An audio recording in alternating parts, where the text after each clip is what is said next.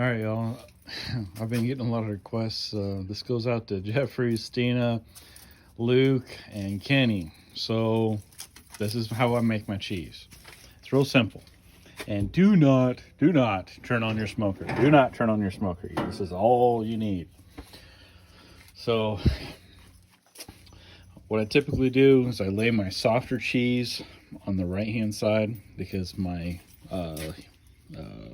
pellet box, or whatever you want to call this, smoke tube, is going to be all the way over here. That way it keeps the heat away from the cheese. Obviously, fill up your pellet box, or you can do that with little small wood chunks. Just do not let it catch on fire and leave it, okay? So this is all I do. Just put it right here.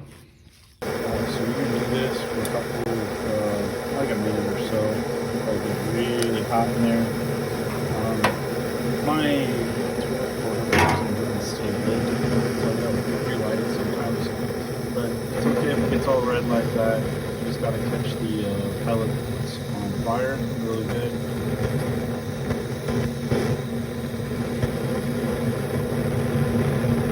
Gotta let it burn once it gets off that. So as you can see, there's a good flame, but it's not very big, so we're gonna go ahead and do it again.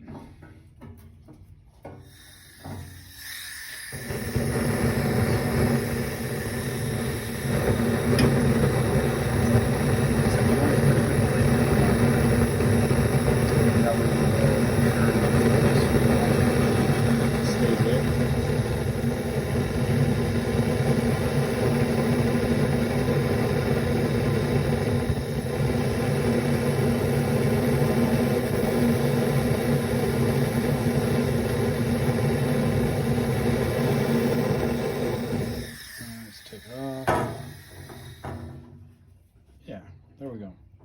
Alright, so that's what you want it to look like, and you just want to let it burn real good for a minute or so, and then you're just going to blow it out.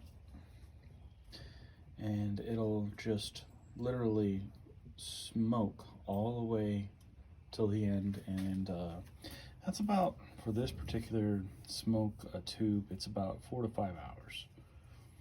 Now, there are other smoke tubes out there that are round. I don't really like them because they can roll around and stuff like that, and I like the square one. It's just easier for me. I prefer it. There's also ones that look like mazes. Don't get those. I've had so many problems with them, and I don't know if it's me or if it's just the smoke tube or smoke maze, whatever the hell they call them. They just don't work very well. Also, just a little tip, make sure to leave some space when you fill up the tube. So the pellet should come to right about here. It's about an inch and a half away when it's vertical. That way when you lay it down, they don't spill out and get into your barbecue. So while that's smoldering, or whatever you want to call it, I just put 2 fingers in between each one. And basically I let it smoke. I will also put a thermometer that is Wi-Fi or Bluetooth enabled into this one because it's closest to the heat, and then I'll check it every now and then. I try to keep everything below 87, 90 degrees right in there, because I know after that it'll start melting.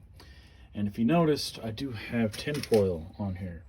Yes, it does block some of the smoke, but I've had cheese melt in my smoker before, and I really don't want that to happen again. So as you can tell, it's been about a minute-ish, and you can see it's smoking pretty good. So now we're just gonna blow it out, and that is it. And now it will literally just smoke all of that pellets, wood, whatever you want to use. And in this case, I'm using hickory pellets on my non-working pit box. All right, Hope this helps you. It should smoke about 4 or 5 hours. If it goes above 90 degrees or is getting close to that threshold, just open up the lid of the smoker and it'll cool off. But always try to do it in winter and colder weather because it just gets hot in there and you don't want your cheese melt. All right. But if it does, you can turn it into queso. Just a little tip right there. All right. Wish you luck. All right. So I'm checking it. We're probably a little over halfway through. And this is what it looks like. So as you can tell, it still has the oils coming off. And it's pretty smoky. I'm gonna actually pull this out a little bit more. And I'm gonna actually just barely put it in there. It's very smoky. Yeah, a little halfway through, so and you'll notice that some of these have like a little yellow tinge to them. That means it's just getting the smoke. No worries. All of them look good except this one. This one's a little cockeyed, but that's perfectly fine. So yeah. All right, I'll let you know the next update. Hopefully that should be maybe one more check and then we'll be done. And right now we're at 78. And honestly, the weather sort of took a turn and it's starting to warm up. So I might have to stop this early, but nonetheless, it's getting at least about 2.5 hours of smoke. So it should be pretty good. I'll let you know how I do the wrapping process and my methods of making it taste wonderful. All right, until next time. It's just about that time because it's getting too hot. I'm in Texas, so you never know. You never know. So as you can see from the last time, how much that one has sort of slumped down and is sweating a whole lot more. Or probably got 45 minutes to an hour left, but it looks good. If you can look at the brown area right there, that's all the smoke. And if you come further over here, you get less and less, but it's still just as good.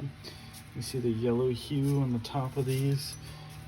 Not so much the sides, but we can get what we can get today because of the weather.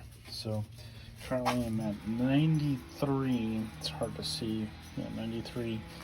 And like I said, it's just barely poking out right there. So that's going to be the end of this. Besides wrapping them and taking care of them, make sure they get real nice and good.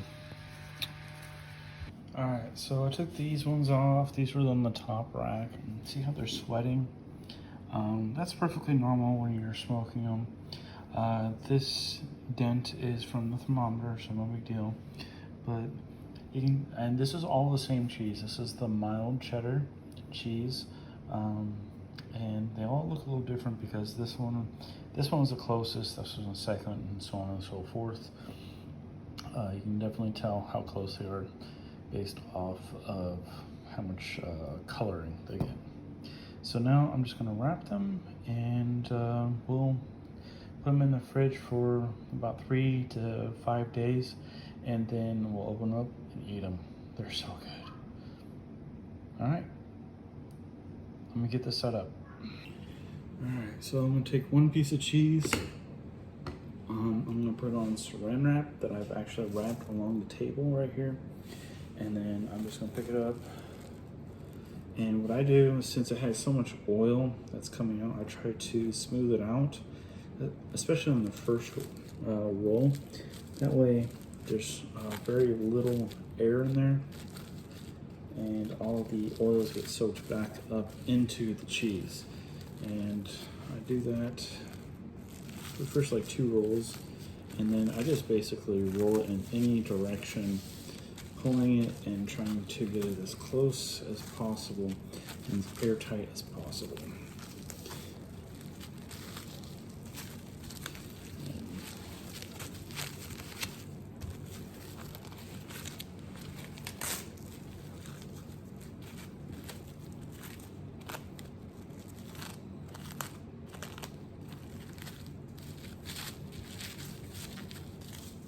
And there you have it. Real nice and easy. And then, like I said, just put it in the fridge for 3 to 5, 7 days. Honestly, I've had it at 3 days and it tastes very similar to the 7-day one. But they're really good. So just keep wrapping them up. Also, I like to do it in smaller cheese slices or chunks, I guess. You get more smoke because it goes all the way around. And honestly, like, they're better to give as gifts in small chunks. And they're also just about the right size for cracker and cheese. You know, just do a slice right here. And I don't know, I just prefer it that way. But it is more wrapping. Another version is you can put them in sandwich bags or gallon bags, depending on how big the chunk of cheese is. Okay? I'll show you the end results in a moment. Alright, so this is Pepperjack, and this is more mild cheese that came in smaller blocks that were just a little thinner. But you see the yellow hue on them, and you still see the sweat, which is perfectly fine, like I keep saying. Don't worry about that. Alright, and then once again, let me wrap these up and I'll show you the final product. Alright, so there's the Pepperjack, and this is the mild cheddar cheese. Alright, and that is it. Again, remember to refrigerate it 3 to 7 days. I typically open around 4 or 5, honestly, but I hope you enjoy it.